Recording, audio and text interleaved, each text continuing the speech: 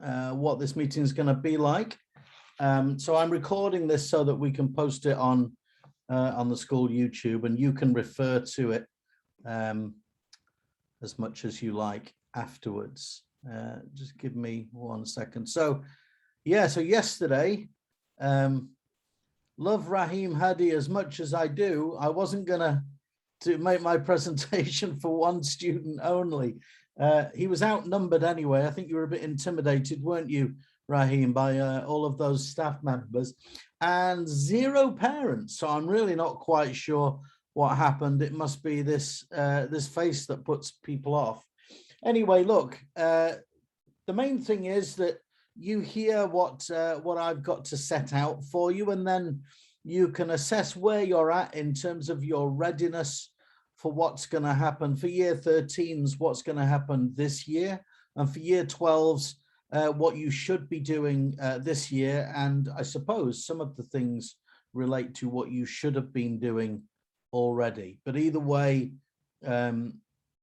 we're having this meeting now and this presentation now so that even if you've done absolutely nothing, you can still make amends if going to university is what you want to do. There's lots of other options, but we're not going to talk about those today. Even though I'm a big fan of the other options, I don't think it's a foregone conclusion that everybody should go to university at all. In fact, I think it's a bad idea that everybody goes to university, to be perfectly honest with you. But anyway, so this is about university and about where your head needs to be at when you're starting to think about that. So I'm going to start sharing my screen with you. Please tell me that you can see overseas university preparation information sessions. Somebody should just nod or something. I can see you.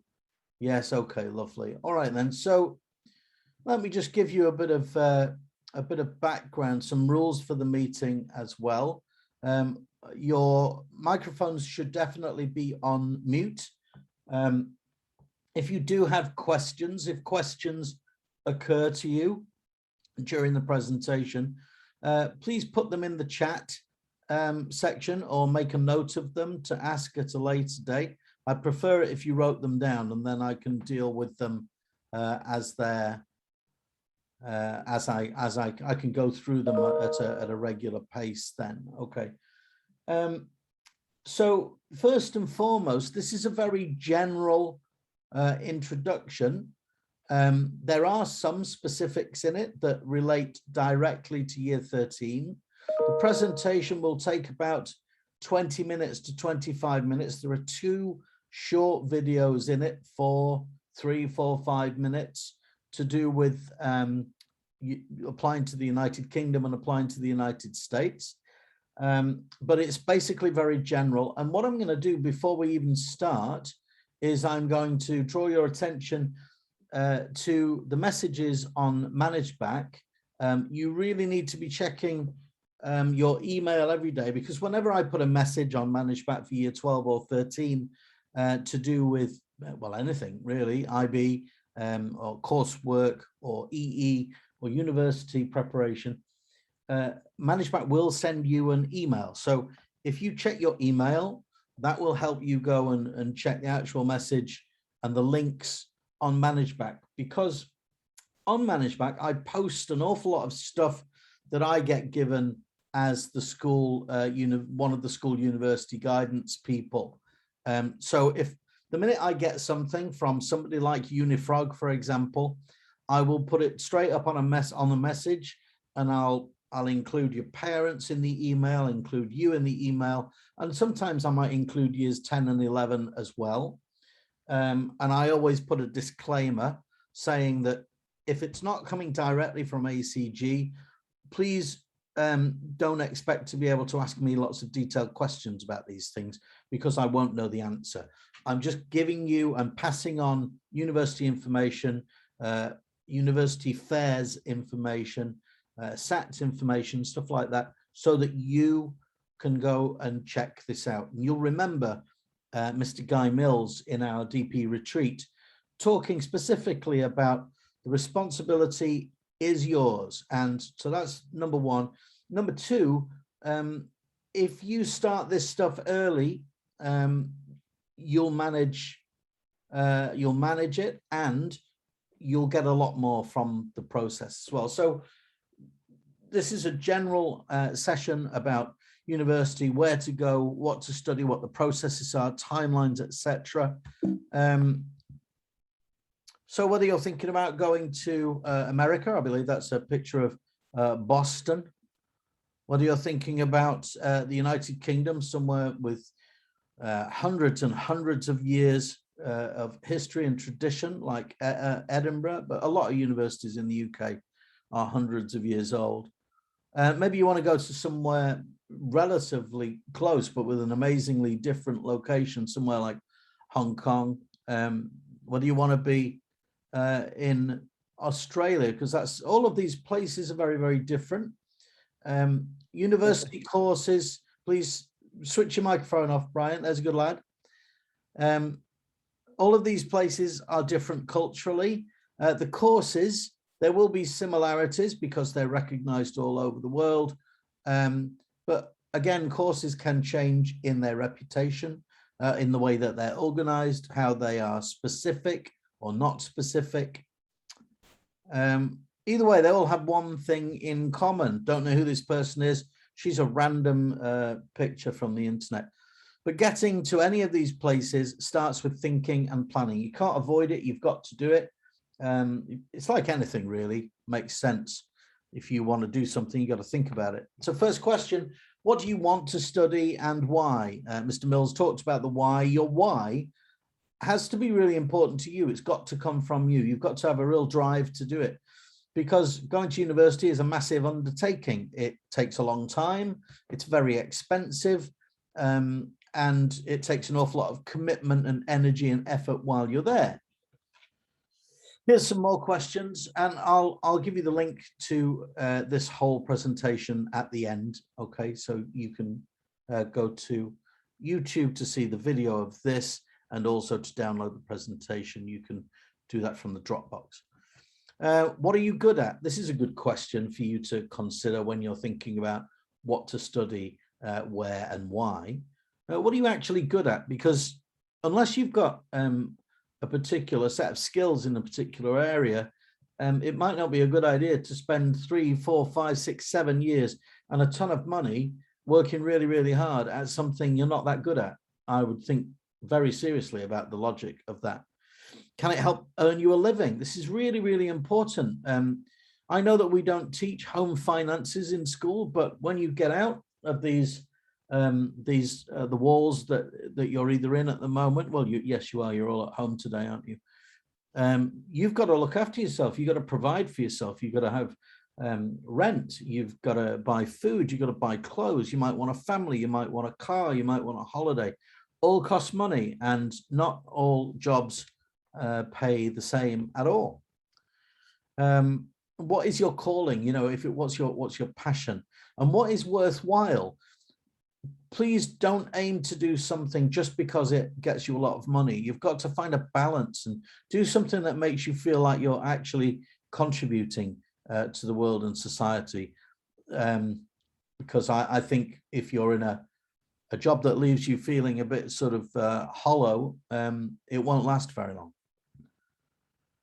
Okay, second question that can help. What do I need to do to you in order to maximize my chances of acceptance? Well, obviously, the very first thing you need to think about is, how do I get better grades? How do I write better letters of application? How do I increase the attractiveness of my CV? So things like minimum IB/DP score. So if you know that you want to do electrical engineering and you've got this thing about living in Japan, you really want to go and learn about Japanese culture. So have you got any of the right courses that you need to go and study in Japan? Have you got physics? Did you pick physics? Are you higher level? So all of these things relate to the choices that you made at the end of last year for 12s and just over a year ago for 13s. High level scores in particular subjects, for example. So you've probably done all of the basic thinking if you're in year 13, but you need to get into university websites now and double check, because you might be thinking of applying to a particular uni, but you've got the wrong combination of higher levels and standard levels, for example. You need to find that out so that you're not crushed when you're filling in all of your application forms later on. What are the extracurricular stuff? So, you know, we heard Mr. Mills talking about the Brits, the English universities, not particularly bothered about your extracurricular stuff. What they want is a passion, an evident and evidenced passion for your particular subject area. Your personal statement, what should that be like if you're going to apply into the UK or Canada, or if you're applying to Thailand or Singapore? Early applications and decisions. Right, I'm going to give you a date now. October 15th is a really important date if you want to go to the UK to study anything medical. So you want to be a doctor, or if you want to do, let's say, marine biology research, anything to do with the medical sciences, veterinary sciences, becoming a veterinary surgeon, looking after animals. October 15th is the deadline for those. There are some other courses, but I don't know what they are. They're really niche. But if you're interested in anything to do with the medical sciences or the veterinary medical sciences, and you want to do that in the UK, your application needs to be finished by October 15th. So we can talk about that separately after, not in this meeting, but separately from this meeting. Same, but different. That T-shirt that used to do the rounds a while ago in Asia. Are the UK, USA, Europe, Asia, Australasia all the same when it comes to what they are looking for in an application? 100% no. So even though they're all universities and all of the courses will be somewhat similar, the differences are quite marked, and they are important, because the minute, if at the first fence, the first hurdle, you fail and show in your application that you didn't really pay any attention to even the most basic things, then you won't get any further at all, and that was a waste of time, basically. So you've got to pay attention to everything that the university wants, and believe me, some of them are really particular. So UK universities almost always make conditional offers of places on courses. So what that means is they will say, well, if you get 38 points with at least a 6 in your higher levels, then you will definitely get a place on the course.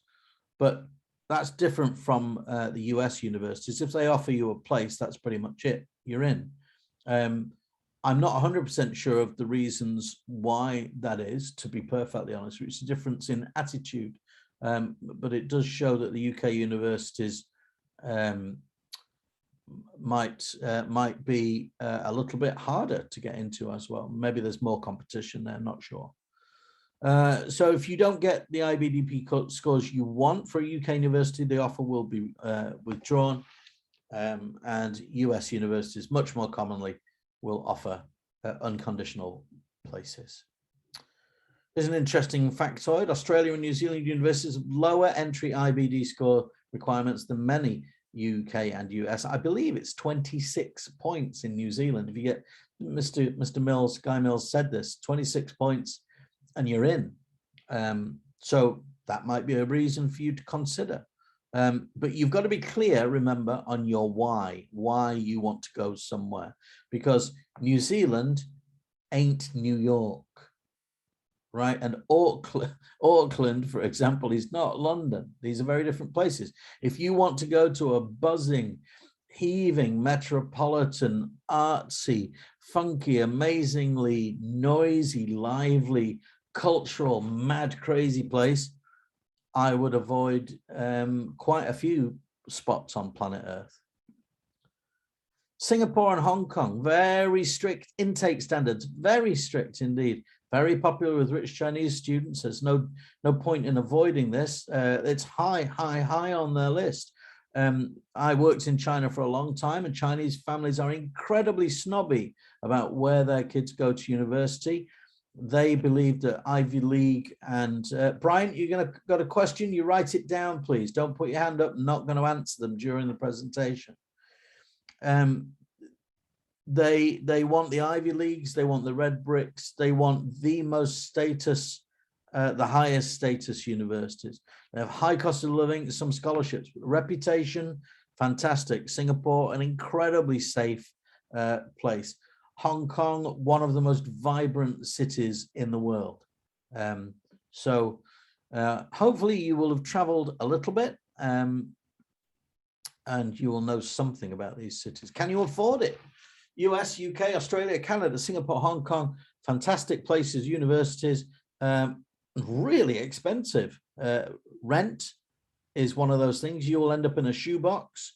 I know that my daughter Molly is it's a large box of a room at the moment, and scholarships do exist, but they are rare. So all of the scholarship stuff, you have to go out of your way to ask the questions at particular universities.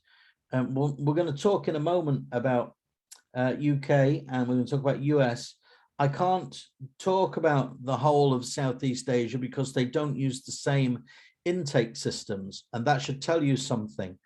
Everything to do with applying to universities around Southeast Asia and Australasia, you apply to individual universities. There is no one umbrella organization. So, of course, that applies to things like scholarships. It applies to things like housing as well.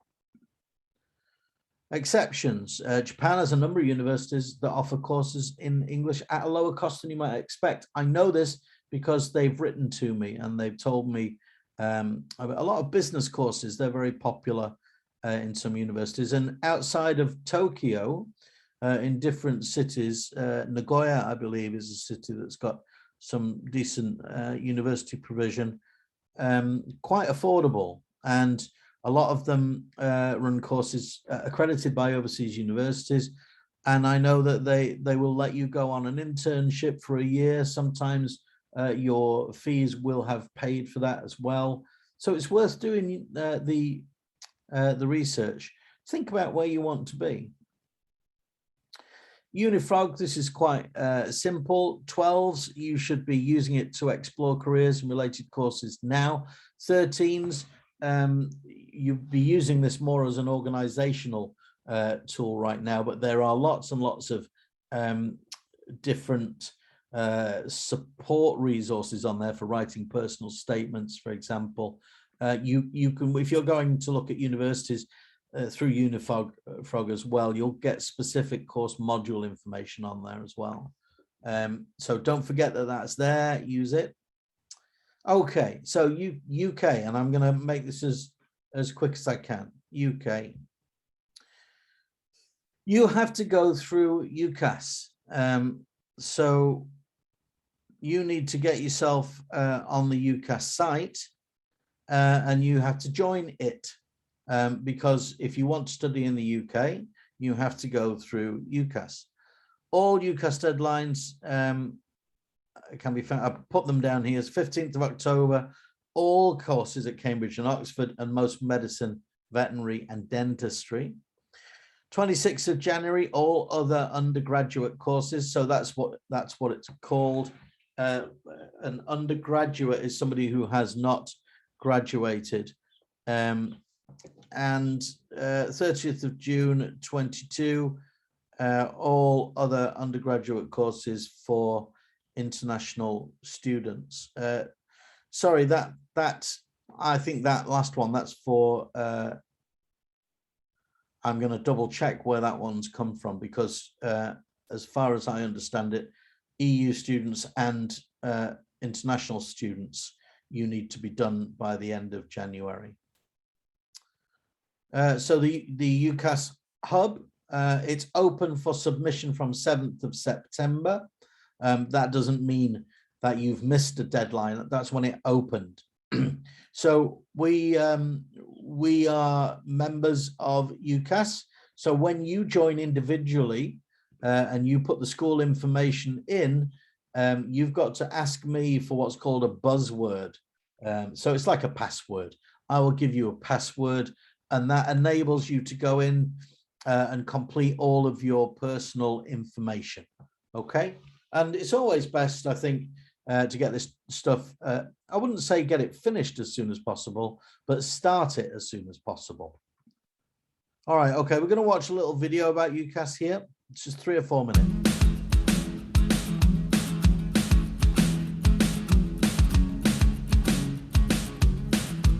If you wish to study an undergraduate degree programme at a British university, you are required to apply via Ucas. Each applicant has a maximum of 5 choices on their application. Most will choose to apply to the same or very similar courses at 5 different institutions. However, some students may choose to apply to the same university multiple times or to a variety of different course areas. It is important that you are familiar with the key dates of the cycle and that you do not miss any of them. The application window will open in the September of the year before your chosen course is due to start, and most will close on January the 15th. If you wish to make an application to Oxford or Cambridge, or you'd like to study medicine, dentistry or veterinary science, then your application deadline is even earlier, on October the 15th. It is still possible to make late applications after these dates, but the university is under no obligation to consider them, and therefore we always advise that these dates are met. In order to begin the process, you will need to visit the Ucas website and register your details. This will then generate you a username, password and Ucas ID number. It's worth noting these down as they will be required many times over the coming months.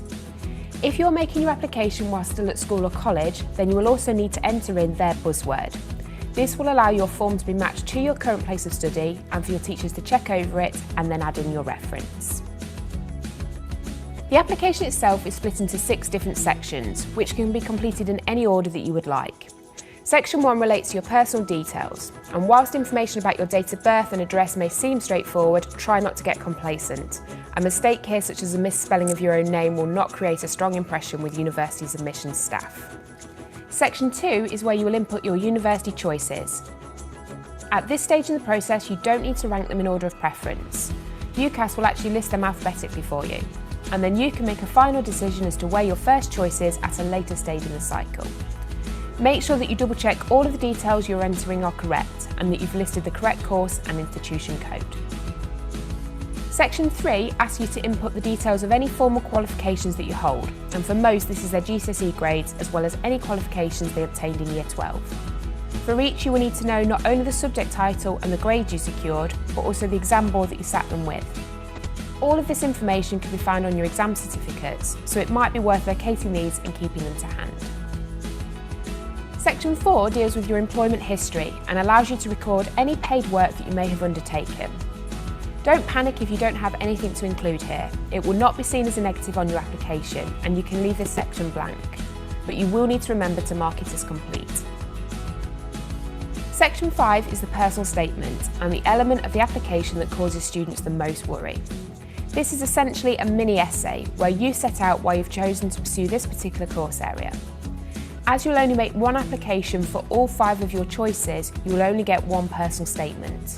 And so we therefore recommend that your selected courses are as similar as possible to ensure that your statement remains focused. If you would like further support writing this, then please watch our personal statement video. The 6th and final section is for your reference. This is normally completed by someone within your school or college, but if you've left education or you feel that someone else may be more appropriate, then you're welcome to approach them instead. The reference acts as a support to the application overall and to confirm the information that you've provided is correct. You do have the right to request to see a copy of your reference prior to submitting your form if you would like to. Once you've finished each section, you need to mark it as complete and a little tick will appear. Until you actually submit your application, you're able to revisit sections and make any amends. Don't forget that once you've made changes to your application, you need to hit save. Once everything is complete and you are happy that your application reflects you and your commitment to your chosen course area, you can press pay and send. There is a small admin fee applicable at this stage, and then the form will be sent to Ucas, who will process it for you before passing it on to your chosen institutions. You will be able to follow the progress of your application throughout the entire cycle by logging on to Ucas Track.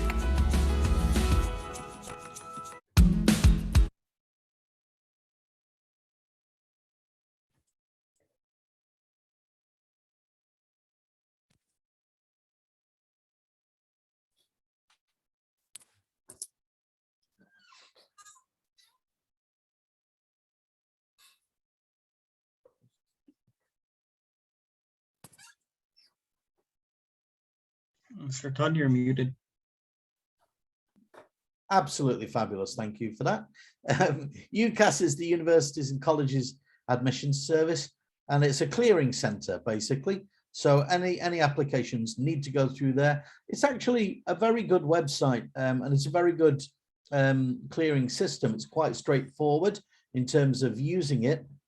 As long as, again, like I say, it's like most things, you start early enough and it will all become clear. You start late and you'll panic. There is a small administration fee. It's about £25. So what is that? About 500,000 Indonesian rupiah, I think, something like that. Okay, so you can see the key dates for 2022. And I'm going to be sending this out so you can read this at your leisure. So this is kind of like a timeline. A lot of these are not deadlines. They're just when certain things are going to happen. And I've just made that point here again, that for most countries in the world, application processes will be similar, but not the same. So don't assume that this 15th of October thing here means absolutely anything in terms of applying for a medical course in the US, because it doesn't. And there's a nice little link for you down there. And I've got a whole host of Ucas links. This is an interesting one.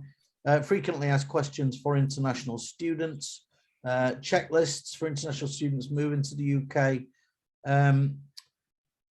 There's a link to interviews with links to students willing to speak to you at the sort of webinars, I suppose, web-based meetings. And they'll tell you about their experiences in UK universities from an international student point of view. Okay, so we're going to quickly go through the Common App. Now, there's a lot of information here. I'm not going to read it for you. You need to be reading this in your own time after the meeting. But the Common App is what's referred, that's the name that's used for the common application process. And you can think of it as an American version of Ucas. So it's a centralized place for you to go through apply to American universities.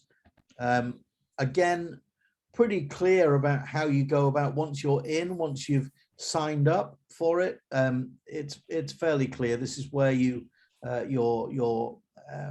references go. It's where your support documents go. So get yourself onto the Common App, get signed up if you're interested in going to the States. Again, another short video about this, not long. For many students, applying to college is the first step in a journey towards a better future. Common App is an online application that makes applying to college easy. Through a single platform, students can manage applications to multiple schools, request letters of recommendation, and connect to additional resources, including financial aid and scholarships once they've submitted. Here's how it works. After creating your account, adding a college is a great place to start. Common App members include more than 900 colleges and universities around the world. So there's a good chance you'll find a college that's right for you.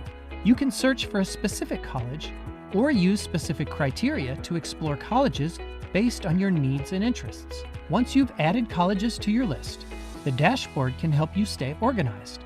Here you can sort your college list by application deadline and view requirements details for each school. You can also see the status of different parts of your applications and each college's writing requirements.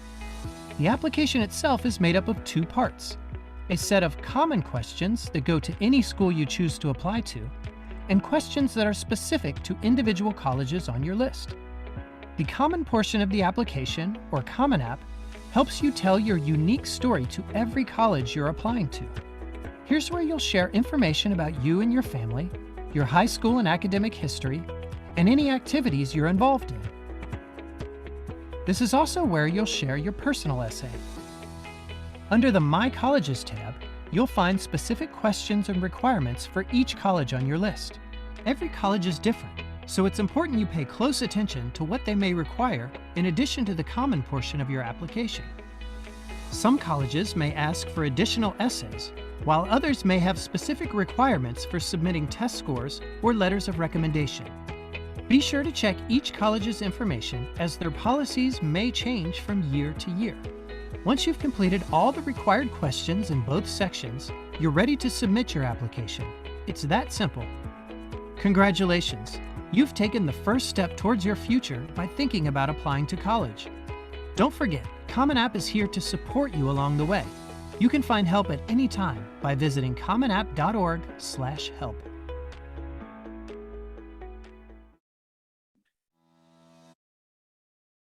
Okay, and in the presentation, which you'll be able to download, all of these are links that will take you to particular colleges, lists of courses offered.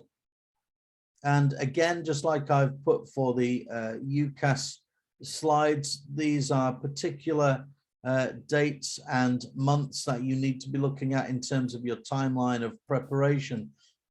So you will remember that Mr. Mills was talking about SATs not really being such a big deal anymore. And I think that I would say that that was a little bit of a different message that we got from Mr. Carl from ESTEP Princeton Review. But either way, you can go and find out whether or not your particular universities are interested in SATs or ACT or any other standardized tests.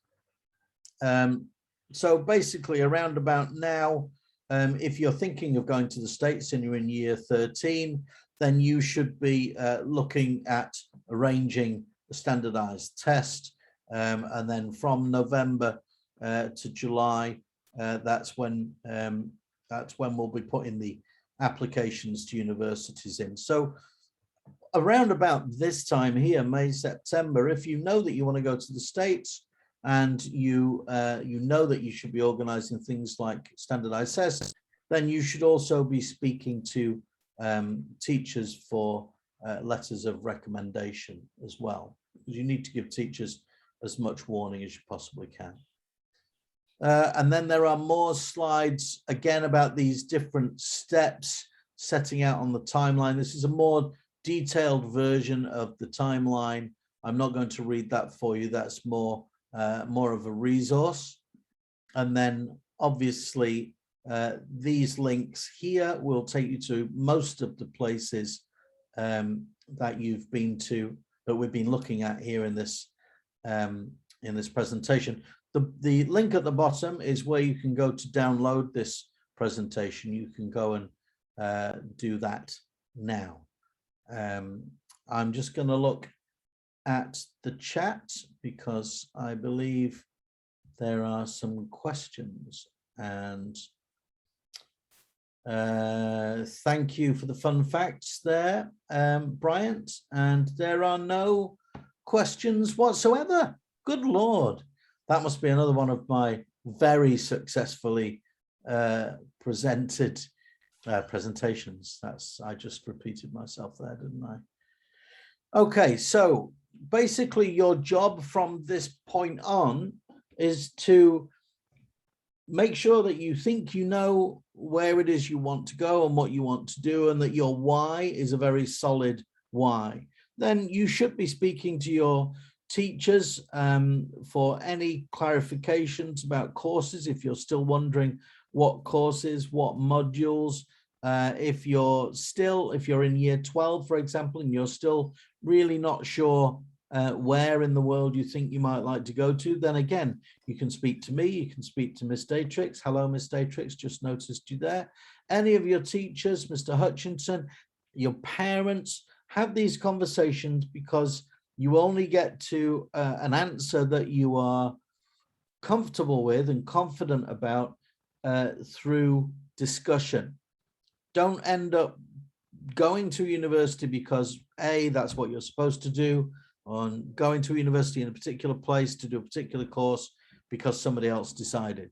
Because it's 3, 4, 5, 6, 7 years of your life, huge amounts of money, loads of time and effort.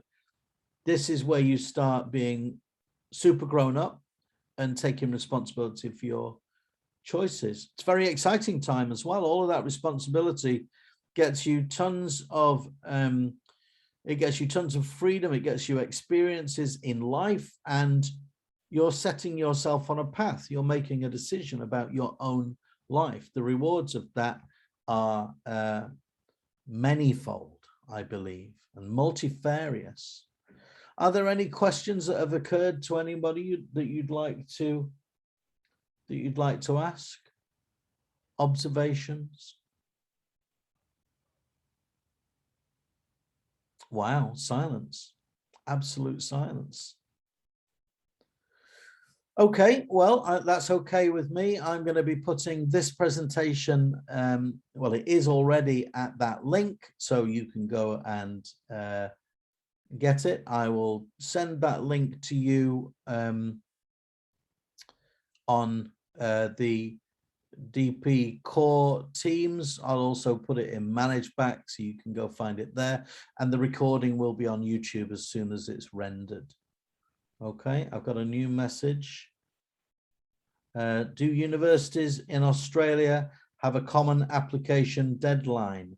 Not to my knowledge, no, but if you were thinking of going to Australasia, so Australia or New Zealand, you've got to remember that they are on a different calendar. They are on the Southern Hemisphere calendar, so their intake is generally in February. So you wouldn't be putting applications in at the same time as you would be for the States or for Europe or the UK or Singapore or Hong Kong. All of those work on the Northern Hemisphere calendar. Okay, so for the same reason, you need to be thinking ahead for particular things related to particular places. You won't be making your applications at the same time. Does the cost of living in Melbourne cheaper than Sydney's? I have no idea, my friend. All I know is that Melbourne is one of the most expensive places on the planet. Coffee's good though, I know that. Particular questions about particular countries, you need to speak to natives of that city or that country. General, you can ask just about anybody and see what you get in terms of an answer. Okay, so the door is always open for more questions, and I thank you for your participation, and have a lovely Tuesday evening. Okay.